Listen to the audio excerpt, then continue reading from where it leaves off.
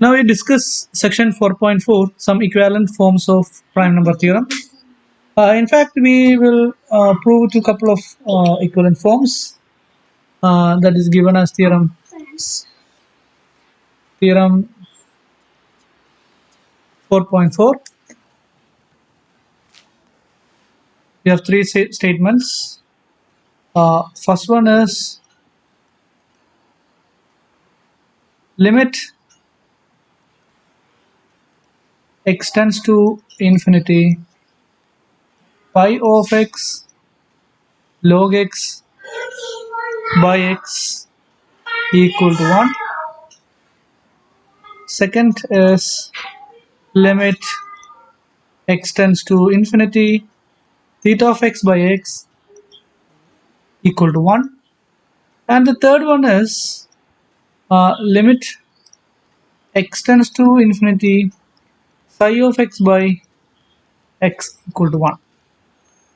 We need to prove that these three equations are equivalent.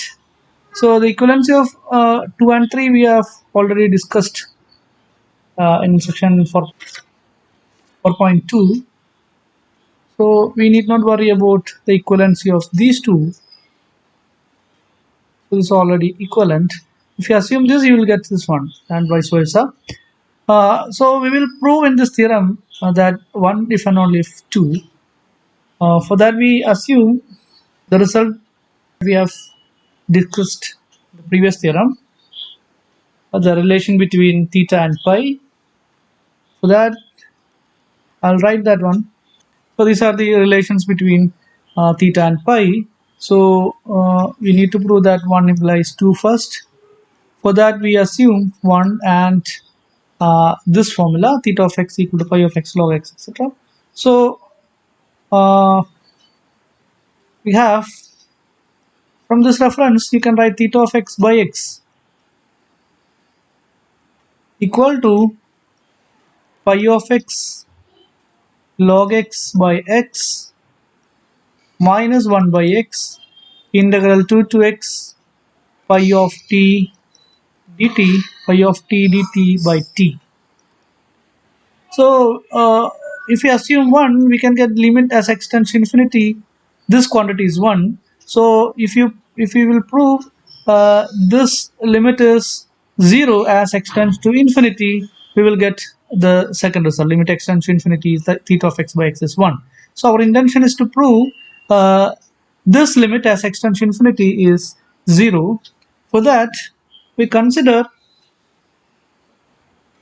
the integral 1 by x integral 2 to x pi of t by t dt.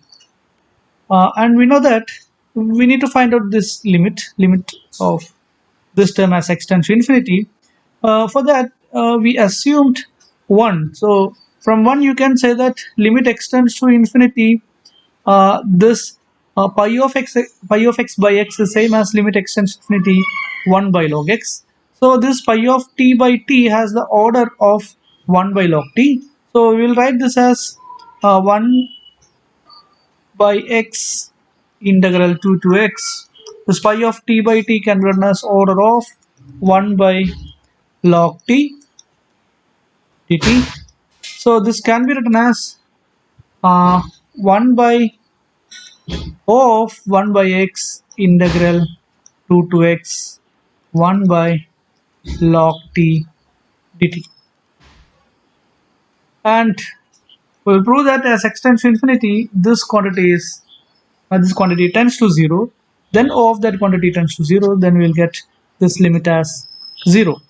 So now we look into that term 1 by x integral 2 to x 1 by log t dt equal to 1 by x, and we write this integral 2 to x as integral 2 to root x and root x to x.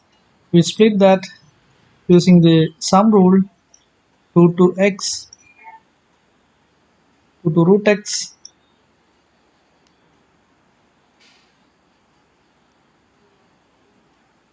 one by log t dt plus integral root x to x 1 by log t dt. And this is less than or equal to 1 by x. This integral is dominated by root x minus 2 into the maximum value of this 1 by log t. Maximum value of 1 by log t in this interval is 1 by log 2. So that is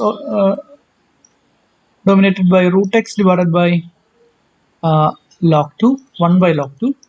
Here we can write root x minus 2 and this quantity is greater than that one. So you can replace this one as an upper bound.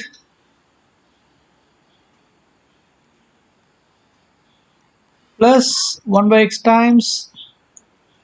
Then the maximum value of this is 1 by log root x. So that is dominated by x minus root x divided by log root x. Now you take limit 1 by x integral to x 1 by log t dt is equal to, as x tends to infinity, this quantity tends to 0 because this is 1 by root x into 1 by log 2, and you can cancel this x with the numerator, then you will get 1 minus 1 by root x. As x tends to infinity, the numerator tends to 1 and denominator tends to infinity, then you will get this term as 0. So this limit is 0. Okay, when you got this limit to 0, you can say that this of this quantity is also 0. Then you can write limit x tends to infinity theta of x by x equal to limit x tends to infinity pi of x by log x. Pi of x into log x by x are same. Therefore, if one of the limit is 1, then you can get the other is 1. This implies limit x tends to infinity theta of x by x equal to 1. Now we can prove the converse part. 2 implies 1. For this we start with the relation pi of x equal to theta of x by log x plus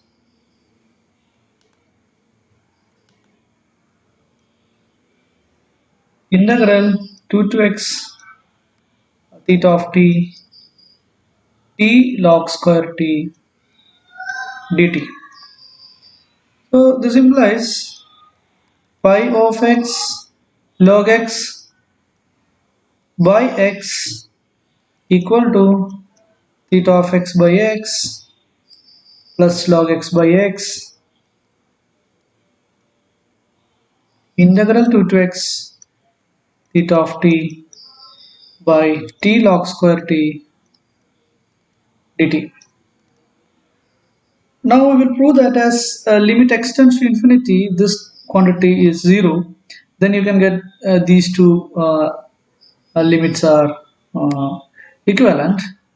So for that we assume in order to prove this 2 implies 1, we need to assume 2. 2 is nothing but limit of x, limit as x tends to infinity theta of x by x is 1. So this theta of t by t is of order 1. So this whole integrand can be replaced by O of 1 by log square t. So this takes the form pi of x log x by x equal to theta of x by x plus O of log x by x integral 2 to x 1 by log square t dt. So I will prove that limit as x tends to infinity, this log x by x integral 2 to x quantity is tending to 0. So we will take that integral first, then we will evaluate that, or we will find an upper bound for that. 2 to x 1 by log square t dt as in the previous case. So this is log x by x. This integral can be splitted using additive rule 2 to root x and root x to x. So that will be written as integral 2 to root x 1 by log square t dt plus integral root x to x 1 by log square t dt, and this takes the form log x by x, which is less than or equal to the maximum value of this is root x minus 2 divided by log square t, and that can be replaced by the maximum value root x by log square 2. And for the other integral we have x minus root x divided by log square t, log square root x, log square root x. So when we multiply this, we can get log x by root x into a constant, and this will be this log x. This is 1 by 4 times log x whole square. So you can cancel 1 log x. Then you can get numerator goes to 1 and denominator tends to infinity. Then as x tends to infinity, this tends to 0. So I left it an exercise to evaluate this limit. So you can get this limit x tends to infinity log x by x equal to integral 2 to x 1 by log square t dt is equal to 0. That implies limit x tends to infinity pi of x log x by x equal to 1. So this proves 2 implies 1. So we can say that 1 and 2 are equivalent. So 2 and 3 are already equivalent, that we have proved in the previous section 4.2. So we have 3 equivalent statements. So these, in fact, the statement 1 is what called prime number theorem. So we have proved that there are other 2 equivalent forms for this prime number theorem.